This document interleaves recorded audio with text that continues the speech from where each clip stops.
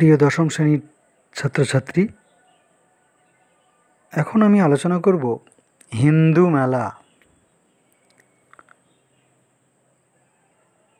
ভূমিকা। বাংলা তথা ভারতের সাধারণ মানুষের মধ্যে জাতীয় চেতনার জাগরণ ঘটানোর উদ্দেশ্যে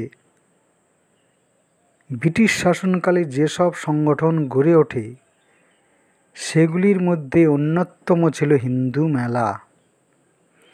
সময়কাল 1867 খ্রিস্টাব্দে কলকাতায় এটি প্রতিষ্ঠিত হয়।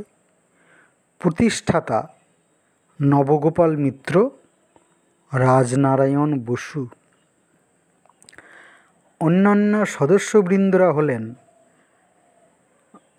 রাজকমলকৃষ্ণ বাহাদুর, গিরিশচন্দ্র ঘোষ, রমানাথ ঠাকুর, পিয়ারীচরণ সরকার, দ্বিজেন্দ্রনাথ ঠাকুর, কৃষ্ণদাস পাল। উদ্দেশ্য: সাধারণ মানুষ, বিশেষ করে শিক্ষিত যুবকদের মধ্যে হিন্দু ধর্মের অতীত গৌরব গাথা ছড়িয়ে দেওয়া।